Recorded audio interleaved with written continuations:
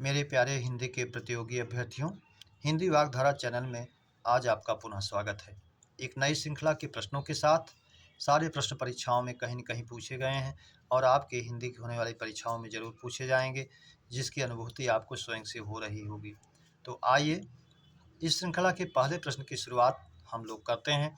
पहला प्रश्न है हमारा, कामायनी के 15 सर्गों में पहला सर्ग है। ए आशा, बी श्रद्धा, सी चिंता, डी काम। तो कामायनी के 15 सर्गों में पहला सर्ग है हमारे आशा, चिंता। तो पहला है चिंता। तो चिंता हमारा नंबर 1 होने के कारण विकल्प सी हमारा सही हो जाएगा। चिंता, आशा, श्रद्धा, काम, वासना, लज्जा, इसका क्रम आप जानते रहें। प्रश्न नंबर 2, निम्न में अघोष वर्ण है। ए ट, बी ड, सी द, डी ना। तो हम जानते हैं अघोष वर्ण हमारा किसी भी वर्ग का पहला और दूसरा होता है, तीनों सा होते हैं, इसलिए विकल्प ए ही सही हो जाएगा हमारा ट। ड, द और ना सघोष में जाएगा। प्रश्न नंबर 3, जिसकी उत्पत्ति का कोई आधार नहीं है, जिसकी उत्पत्ति का कोई आधार नहीं और वे गढ़ लिए जाते हैं, ऐसे शब्द कहलाते हैं। ए देशज, बी विदेशज, सी तद्भव, डी तत्सम। तो ना तो उत्पत्ति का कोई आधार है, अब देश के अनुसार वो शब्द गढ़ लिए जाते हैं तो देशज कहलाते हैं, इसलिए विकल्प ए हमारा सही हो जाएगा। प्रश्न नंबर 4, शब्द शक्ति के आधार पर वाक्य का वह भेद जो मूल अर्थ प्रदान करता है। शब्द शक्ति के आधार पर जो है वो पूछ रहा है कि वह भेद, ए अभिधा, बी लक्षणा, सी व्यंजना, डी कोई नहीं। तो जो मूल अर्थ को देता है वो जो है हमारा होता है अभिधा। तो विकल्प ए हमारा सही हो जाएगा अभिधा। जैसे आपने जो जिस भाव में शब्द का प्रयोग किया, मूल अर्थ में उसका ही अर्थ हो तो वो जो है अभिधा में जाएगा। प्रश्न नंबर 5, शाम के 5 बजे हैं, ऐसा किसी के द्वारा जोर की आवाज़ में कहने पर कौन सी शब्द शक्ति होगी। जैसे कोई व्यक्ति जोर से कहता है शाम के 5 बजे हैं, तो मजदूरी करने वाला मजदूर सोचता है छुट्टी का समय हो गया है। भोजन बनाने वाली महिला सोचती है भोजन बनाने का समय हो रहा है। पुजारी के कान में आवाज़ जाती है तो सोचता है पूजा करने का समय हो गया है। और यदि मौलवी के कान में वह आवाज़ जाती है तो सोचता है नमाज पढ़ने का समय हो गया है।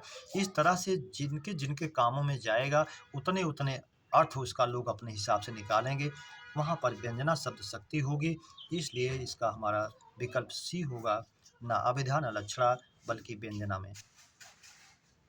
डी कोई नहीं से कोई मतलब नहीं। प्रश्न नंबर 6, गगनचुंबी में समास है। ए कर्मधारय, बी तत्पुरुष, सी बहुव्रीहि, डी द्वंद्व। गगनचुंबी गगन को चूमने वाला अर्थात कर्मकारक तत्पुरुष, जो तत्पुरुष का विभक्ति का एक भेद है, कारक का एक भेद है, इसलिए विकल्प भी सही हो जाएगा तत्पुरुष।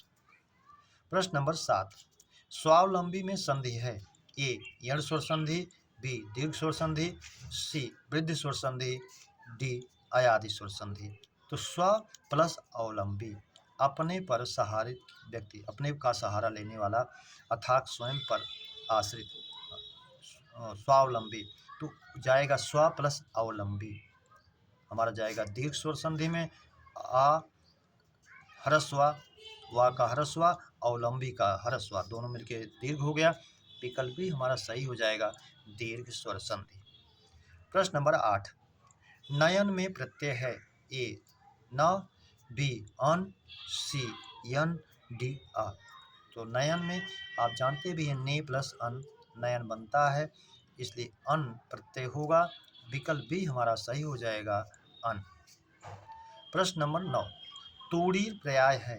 ए तर्कस का, बी मरीज का, सी नाराज का, डी पिनाक का। तो तूड़ीर जिसमें बाण रखे जाते हैं उसी को तर्कस भी कहते हैं।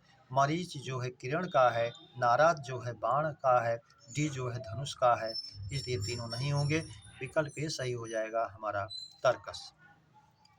प्रश्न नंबर 10, अग्नेय पर्याय है।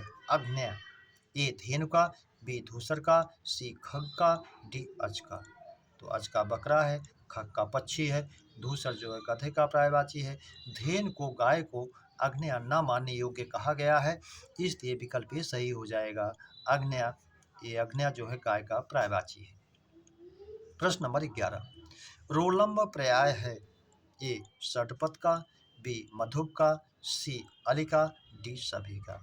तो रोलंब जो है भ्रमर का पर्यायवाची है, षटपथ 6 पैरों वाला, मधुप मधु का पान करने वाला, सी अली भौरा, डी सभी। तो सभी का है, इसलिए विकल्प डी हमारा सही हो जाएगा सभी। प्रश्न नंबर 12, भात का तत्सम है ए भक्त, बी भक्त, सी भक्त, डी कोई नहीं। तो भात का तत्सम भक्त होता है। आपको लग रहा होगा कि भक्त होना चाहिए था, लेकिन ये नहीं है, विकल्प भी सही होगा भक्त। आप ये भी जानें, भात, भगत और भत्ता तीनों का तत्सम एक ही होता है, भक्त। प्रश्न नंबर 13, मोक्ष की इच्छा करना वाक्यांश का एक शब्द है, मुमुक्षा, मुमुक्षु, मुमूर्षा, शिश्रिक्षा। तो शिश्रिक्षा रचना करने की इच्छा करना शिश्रिक्षा है, मुमूर्षा मरने की इच्छा करना मुमूर्षा है, मुमुक्षु मोक्ष की इच्छा करने वाला मुमुक्षु है, और मुमुक्षा मोक्ष की इच्छा करना, इसलिए विकल्प ए सही हो जाएगा मुमुक्षा। प्रश्न नंबर 16, तिरछा जाने वाला वाक्यांश का एक शब्द है ए तिर्यकगामी, बी तिरश्च, सी तिर्यक, तर्यकगामी, डी कोई नहीं। तो तिरछा जाने वाला का शुद्ध वाक्यांश का एक शब्द होगा तिर्यकगामी। प्रश्न नंबर 15, शशधर शशांकधर समश्रुत भिन्नार्थक शब्द का अर्थ है चंद्रमा, शिव, खरगोश, सिंह, छाप, सूर्य, डी कोई नहीं। तो शशधर अर्थात खरगोश को धारण करने वाला शशक का अर्थ यहाँ जाएगा चंद्रमा, शशांकधर और शश को जो धारण करा जिसकी गोद में रहा वो शशांक हो गया, और उसको धारण करने वाला जो हुए, चंद्रमा को धारण करने वाले जो हुए शिव हुए, इसलिए विकल्प ए ही हमारा सही हो जाएगा चंद्रमा और शिव। प्रश्न नंबर 16, अमावस्या की रात और पूर्णिमा की रात वाक्यांश का एक शब्द है कुहू, राका। परीक्षाओं बार बार पूछता है, दोनों को आप जानते रहिए। बी काकपिक, सी निशीथ यामा, डी कोई नहीं। तो अमावस्या की रात को कुहू कहते हैं और पूर्णिमा की रात को राका कहते हैं, इसलिए विकल्प ए ही हमारा सही हो जाएगा कुहू और राका। प्रश्न नंबर 17, धरती का पर्याय है ए क्षमा, बी रत्नगर्भा, सी मेदिनी, डी सभी। तो धरती का पर्याय क्षमा, रत्नगर्भा और मेदिनी तीनों होता है, इसलिए विकल्प डी हमारा सही हो जाएगा सभी। प्रश्न नंबर 18, शुद्ध वर्तनी वाला शब्द है ए चरमोत्कर्ष, बी चरमोत्कर्ष, सी श्रीयुत, डी प्रत्युत। तो आप जानते हैं श्रीयुत और प्रत्युत के अंतिम वर्ण में हल चिन्ह का प्रयोग नहीं होता, इसलिए शुद्ध है। चरमोत्कर्ष अशुद्ध है, चमड़ा का चर्म तो होता है, लेकिन चरमोत्कर्ष चमड़े की उन्नति ऐसा कोई सार्थक शब्द नहीं है। चरमोत्कर्ष ऐसी उन्नति जो चरम पर हो, इसलिए विकल्प ए सही हो जाएगा हमारा चरमोत्कर्ष।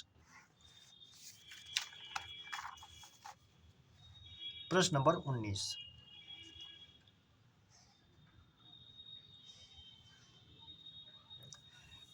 औद्योगिक, उद्योगिक, उद्योगी कोई नहीं। तो उद्योग में ई को प्रत्यय जोड़ने पर पूर्व ई का उद्योग के वृद्धि हो जाएगी, शुद्ध शब्द बनेगा औद्योगिक, इसलिए विकल्प ए हमारा सही हो जाएगा।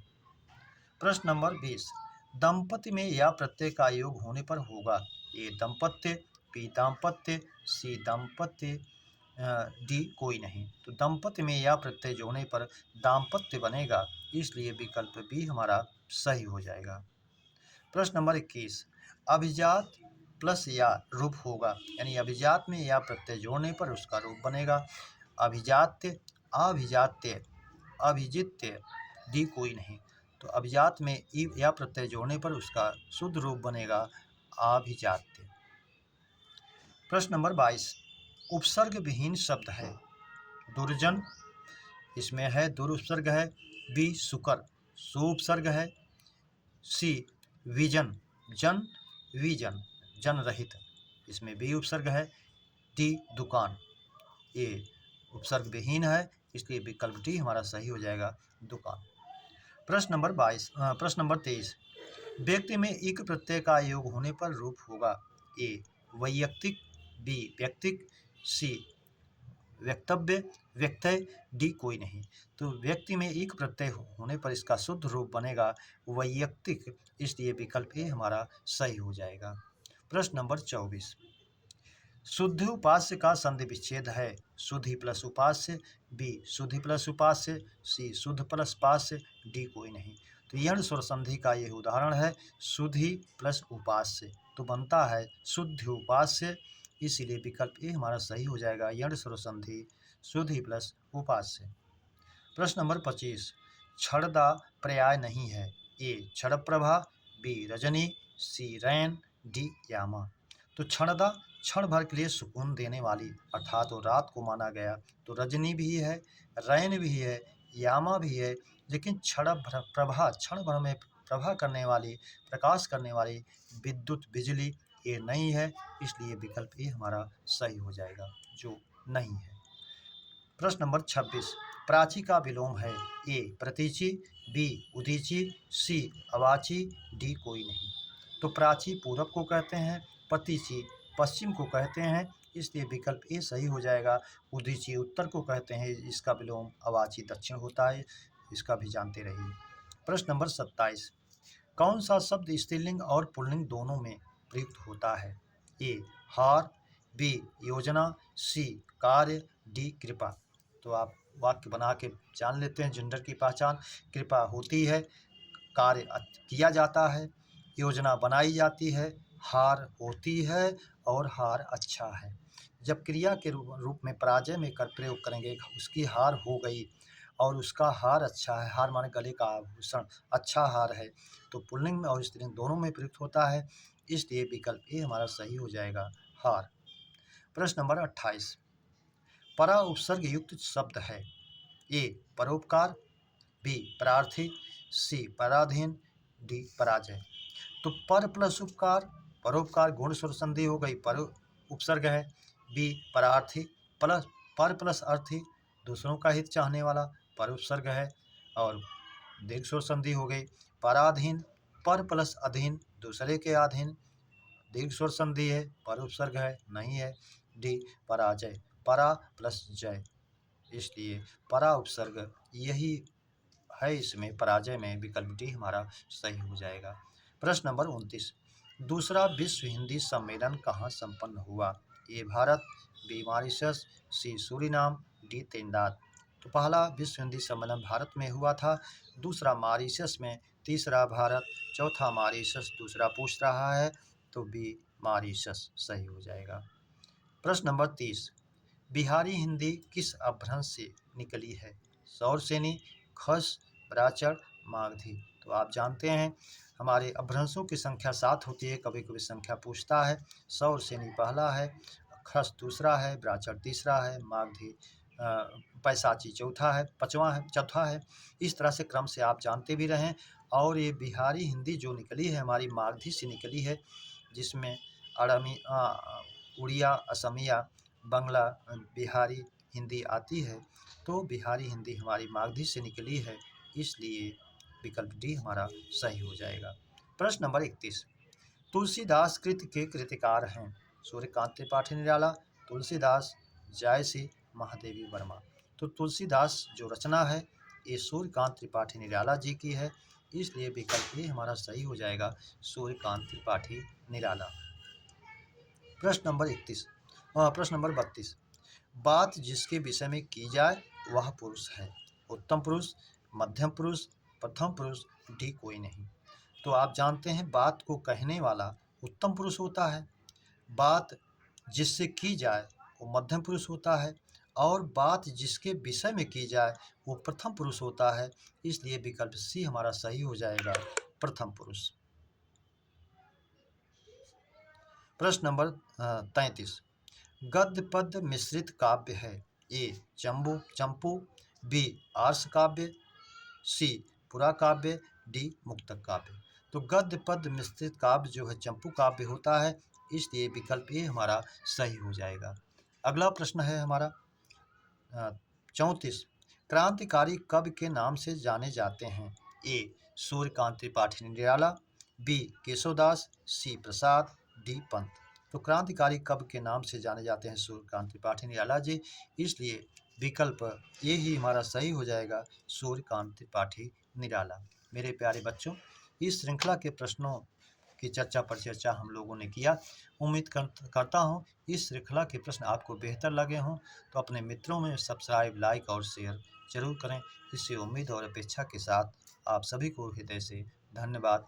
अगली श्रृंखला के मिलने तक जय हिंद।